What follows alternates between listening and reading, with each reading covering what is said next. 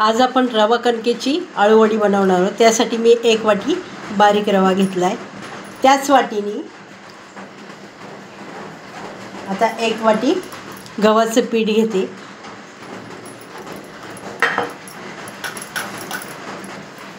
मध्ये कडकडीत केलेले 2 चमचे तेल हे टाकून घेते।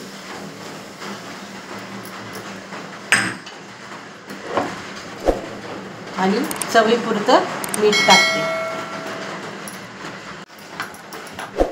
आता हे मळून घेते।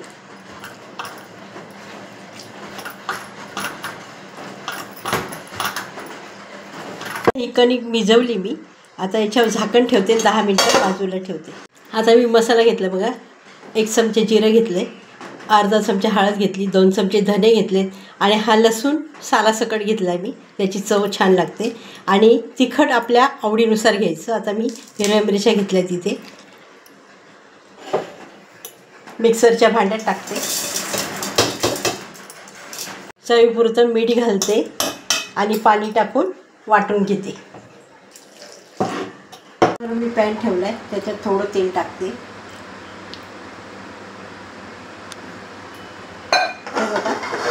अगदी थोडंसं तेल टाकलेलं, त्याच्यामध्ये हा मसाला टाकून देते। वाटलेला आता मिक्सरमध्ये वाटलेला मसाला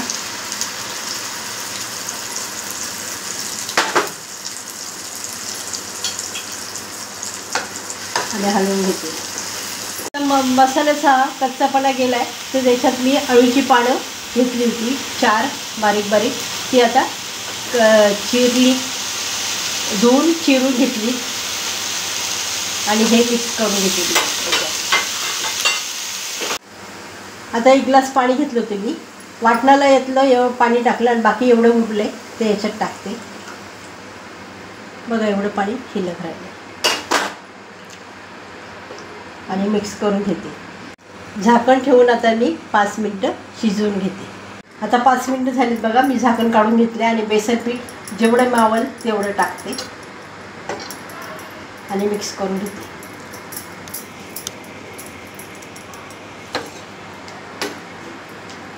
एवढे पीठ राहिलं आहे, बाकी सगळं टाकून दिलं मी, अर्धी वाटीच टाकले म्हणजे, आणि झाकण ठेवून 5 मिनिटं परत वाफ आणून घेते। आता 5 मिनिटं झाले, 10 मिनिटं झाले त्या पिठाला झाकून ठेवून। आता मी याचा 2 गोळे करून घेते आणि लाटते। आता लाटून घेते पोळी।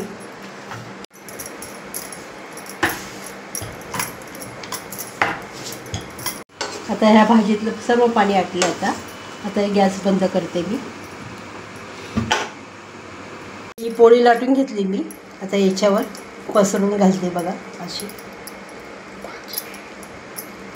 आळूची पानं ही अशी पसरून घालते आणि आता याची गुंडाळी करून घेते बघा।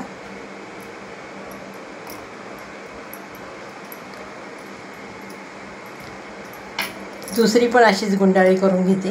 मी तेल लावून घेतले आणि आता हे रोलला याच्यामध्ये ठेवते अशी।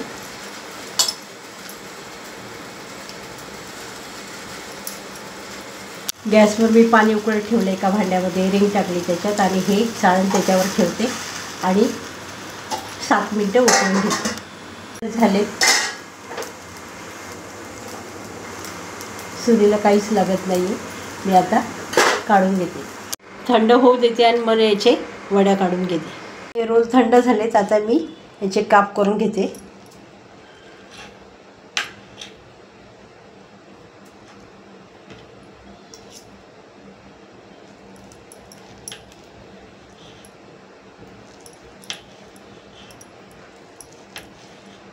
असे याचे मी पीस करून घेतलेत।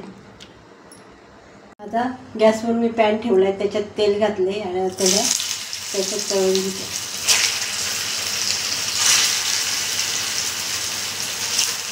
तर चांगले शेकलेत, आता मी काढून घेते। तळले गेले चांगले, काढून घेते।